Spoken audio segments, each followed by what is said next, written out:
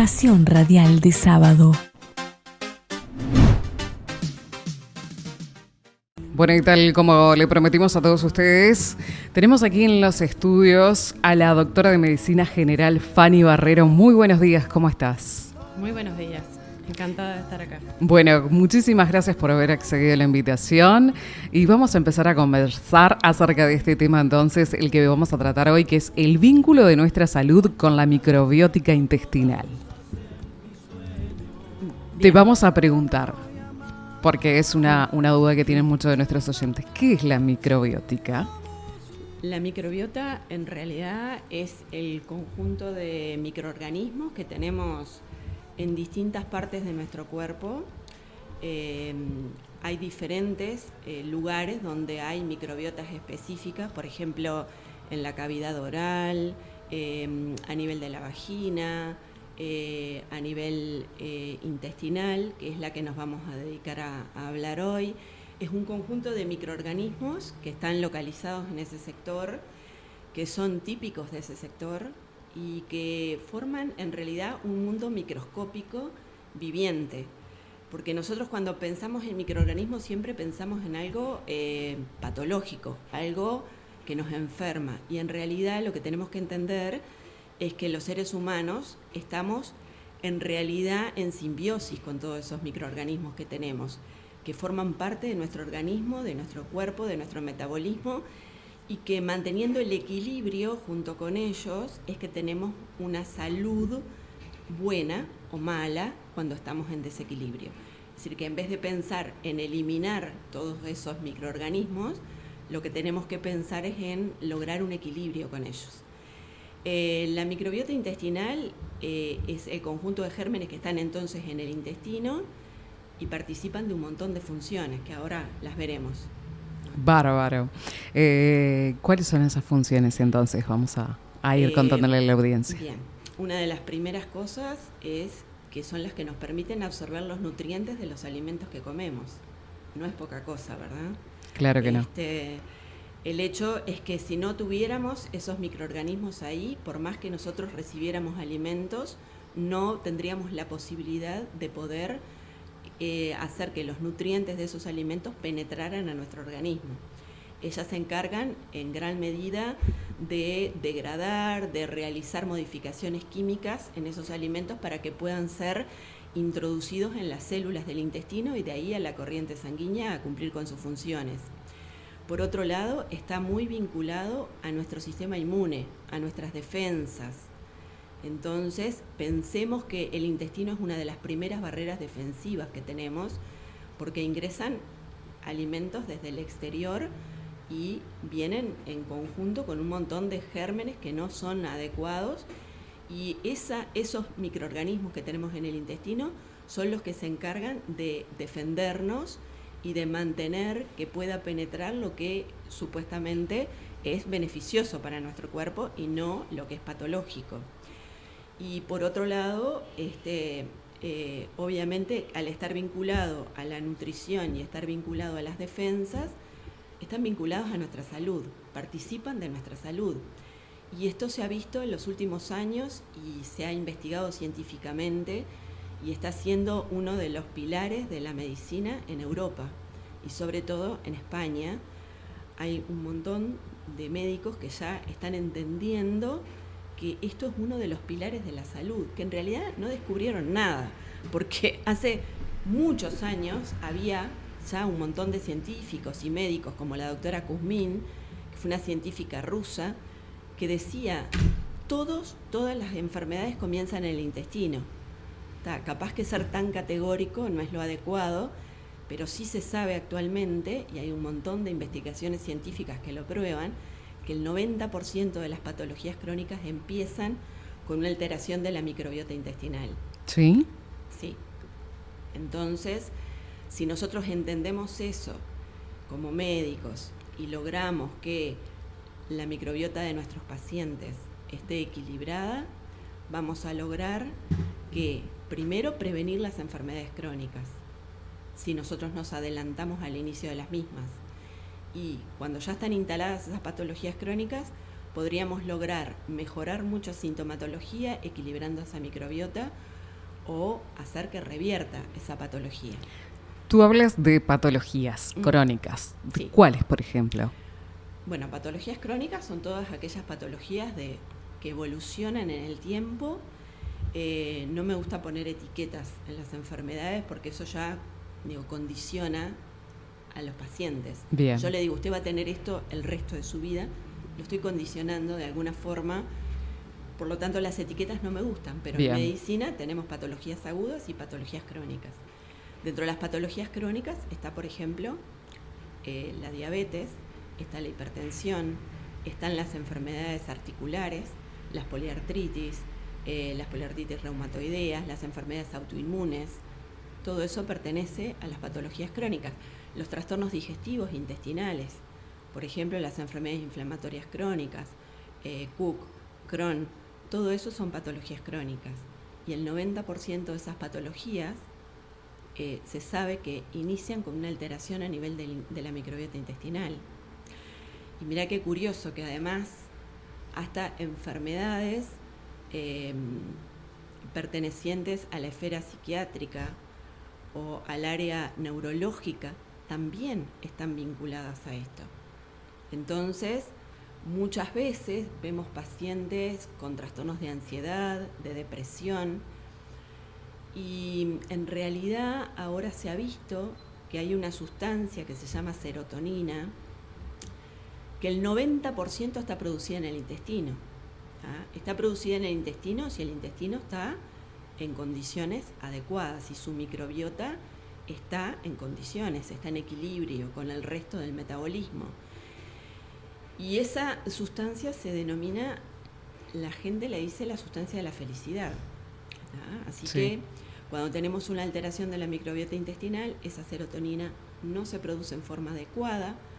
Por lo tanto, eso se puede traducir en una fatiga crónica. Son esos pacientes que te comentan, estoy siempre cansado, por más que me acuesto, duermo el número de horas adecuadas, no sé qué me pasa, no estoy trabajando tanto y sin embargo estoy cansado, no me pasa nada y sin embargo estoy nervioso, no vinculo con nada de mi vida personal y sin embargo estoy ansioso, no descanso bien, estoy con elementos de depresión.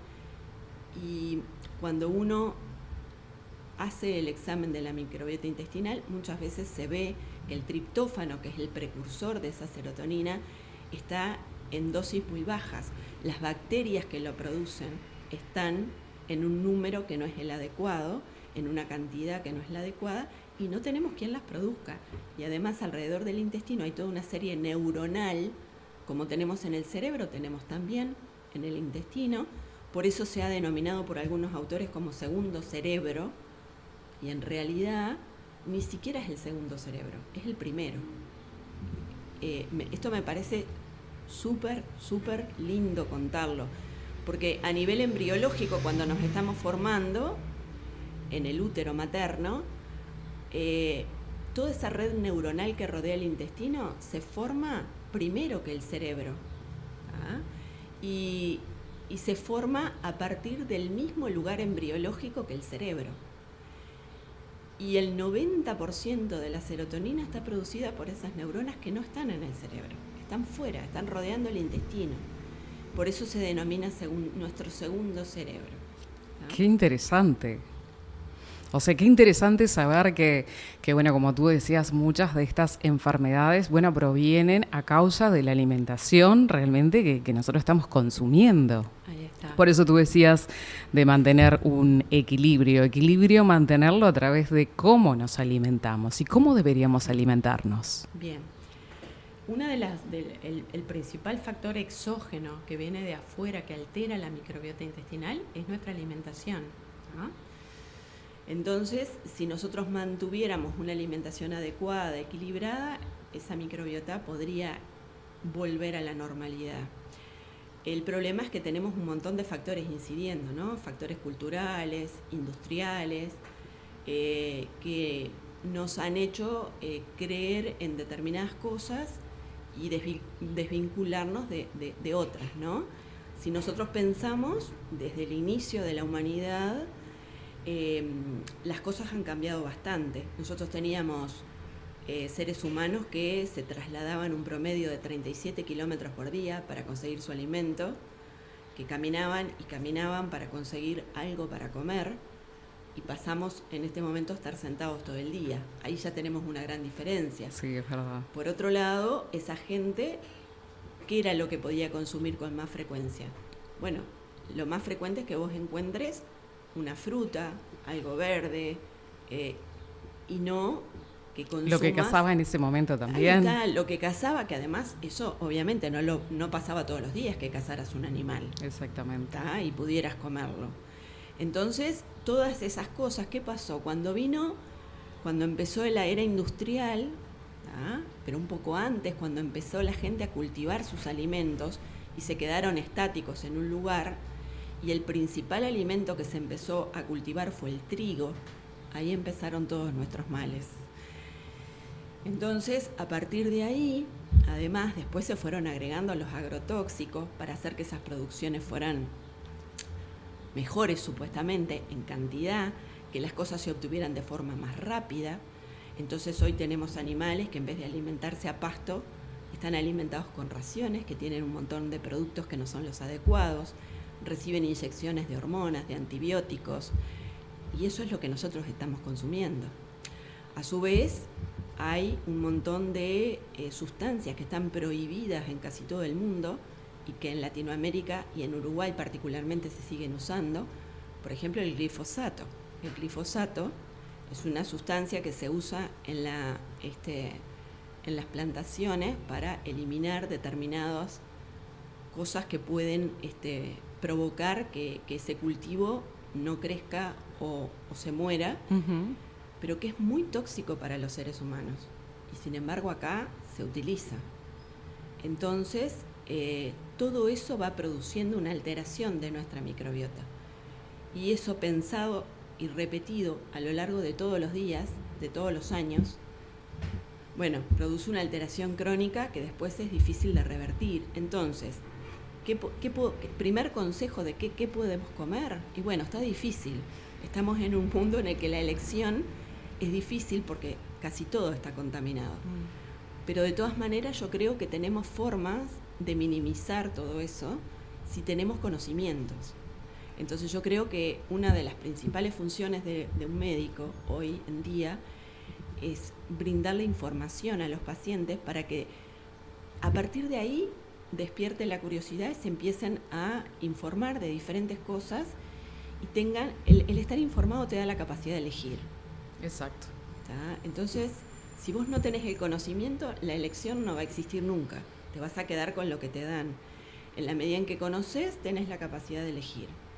Entonces, conocer que todo lo que tenemos cerca no es, que lo que tenemos en la góndola de un supermercado, en general, no es saludable.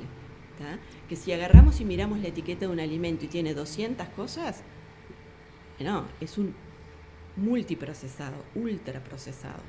Y eso no es saludable para nadie.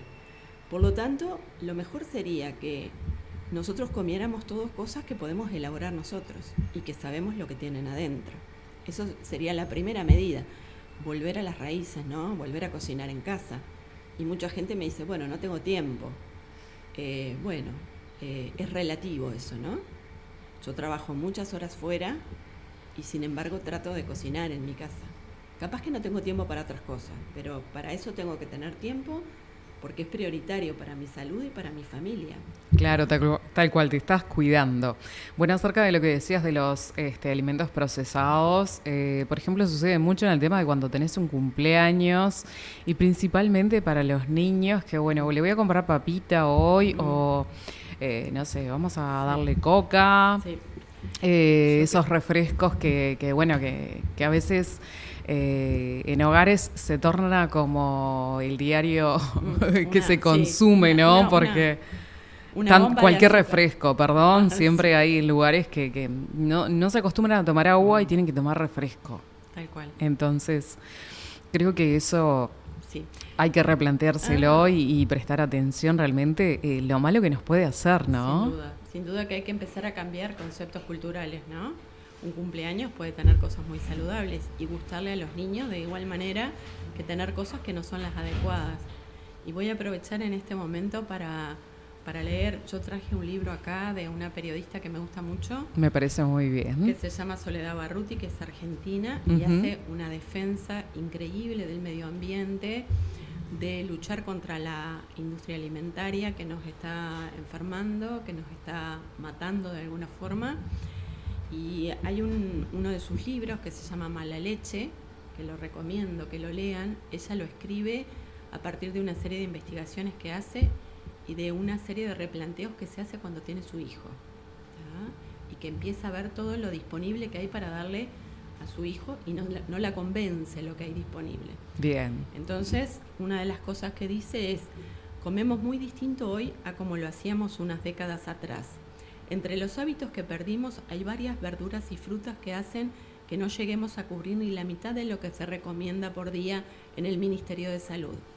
Pero a la vez sumamos unos 7 kilos de galletitas por año, yogur unas 2 veces por día, y entre los 2,5 litros de líquido que tomamos solo hay 2 vasos de agua. El resto son jugos y gaseosas.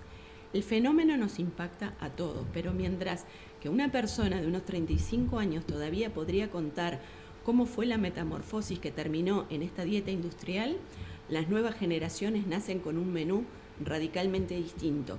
Cualquier supermercado dispone de metros de góndolas dedicadas a hacer de las mañanas y tardes infantiles momentos bien energéticos, de los almuerzos eventos divertidos, de las jornadas escolares algo más llevadero. El día entero los chicos pueden ser, y muchas veces son, alimentados solo por marcas. Se trata de comida especial que no solemos comer nosotros.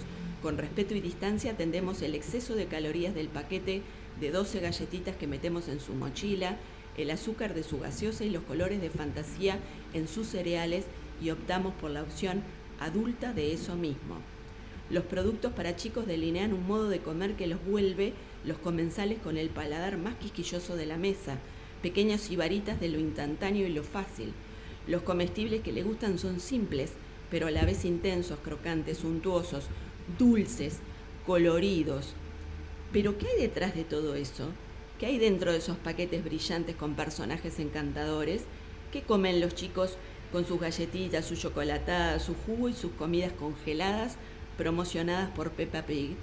Básicamente los mismos, pocos ingredientes: harina blanca, maíz ultraprocesado, aceites vegetales baratos derivados de la leche y de la carne, unos escasos nutrientes sintéticos, bastante sal y toneladas de azúcar. Tanto que hoy cualquier chico de 8 años ya comió la cantidad de azúcar que su abuelo en 80. Me parece que es bien ilustrativo, ¿no? Claro que sí. De lo que nos está pasando. Y es la verdad. Porque, como tú decías, a veces estamos con el tema de que no tenemos tiempo, no le podemos realizar una merienda casera en la casa, entonces es más fácil ir a comprar algo y, bueno, darle un paquete de galletitas, un alfajor, bueno, todos esos alimentos procesados que, bueno, que son muy ricos, que los probás y llaman la atención y te gustan y querés seguir consumiéndolos. Exactamente. Pero, como tú decías, no nos damos cuenta realmente de lo malo que nos puede hacer en el correr de los años, las enfermedades que nos trae. Y además, hablando de los niños justamente, los españoles tienen el concepto de los primeros 1000 días. Ellos dicen que hay una ventana de 1000 días que incluye el embarazo. Entonces estamos hablando de los 3 primeros años de vida, donde se determina cuál va a ser la microbiota para el resto de nuestra vida. ¿Ah? Entonces importa el embarazo, importa la microbiota que tenía la mamá. Entonces es fantástico pensar que si la embarazada tiene su microbiota equilibrada y dentro de la normalidad, le está dando la chance a su hijo de también tenerla, y que también importa cómo nacemos. El nacer por un parto normal, a través de la vía vaginal, hace que uno adquiera la microbiota vaginal de su mamá. En cambio, se ha visto que aquellos chicos que nacen por cesárea, que es muy importante la cesárea porque obviamente salva vidas, Sí, claro. cuando tiene la indicación correcta, pero se ha visto a nivel mundial que hay un número de cesáreas que se consideran excesivos para las probables indicaciones que tiene. Y eso hace, ya ahí estamos determinando que la microbiota de ese niño que nació por cesárea no sea la misma que si hubiera nacido por una vía vaginal. Por lo tanto, estamos determinando que tal vez tenga tendencia a un montón de patologías que podrían ser evitadas de la otra manera. Claro. Entonces también hay un montón de médicos trabajando en eso, sobre todo en Brasil y en España, de replantearse la indicación de las cesáreas para cuando sean estrictamente necesarias.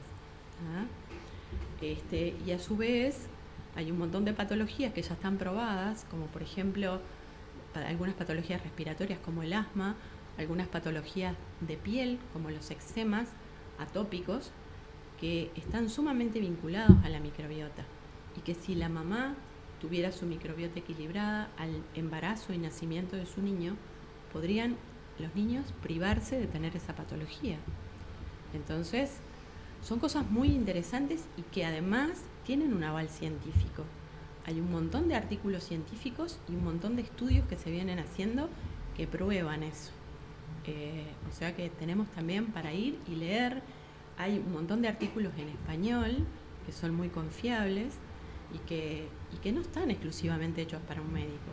La gente con un mínimo de información los puede leer y puede entender lo que dicen, como para tener más información al respecto. Bien.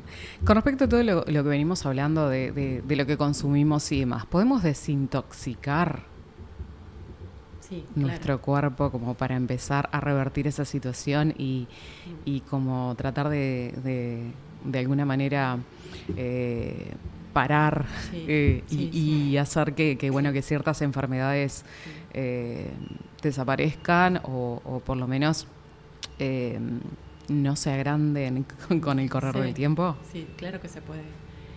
Se puede, y hay técnicas ancestrales. Otra de las cosas que hemos perdido es la conexión con nuestros orígenes, con la naturaleza, con el contacto con la naturaleza, con el contacto y conocer nuestros alimentos, conocer nuestras cosas. Eso se perdió, y entonces vamos por la vida como en una vorágine de cosas sin entender mucho ni lo que estamos haciendo, ¿no? Y eso nos ha enfermado. Entonces, la medicina ayurvédica, la medicina tradicional china, de esas culturas ancestrales y que en realidad tienen un conocimiento que la sociedad occidental no tiene, no hemos tenido el tiempo de tener ese conocimiento. Y por la vía que vamos tampoco lo vamos a tener, ¿no?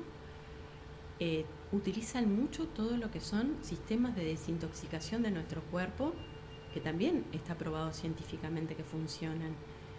Y de esa forma ellos establecen que nosotros tenemos una serie de órganos en el cuerpo que actúan como los lugares donde nuestro cuerpo libera sus toxinas y se desintoxica, que principalmente son los pulmones, la piel, nuestro hígado, nuestros riñones y nuestro intestino. Esos serían los que ellos llaman órganos emuntorios, que son los que logran la desintoxicación. Cuando llega un momento que están repletos de toxinas, empiezan a no funcionar y empiezan a provocar una serie de alteraciones metabólicas, como por ejemplo una elevación del azúcar en sangre, una elevación de los triglicéridos, una elevación del colesterol. El hígado es una máquina metabólica increíble que cumple con tantas funciones que no las podría enumerar, y empieza a no funcionar correctamente.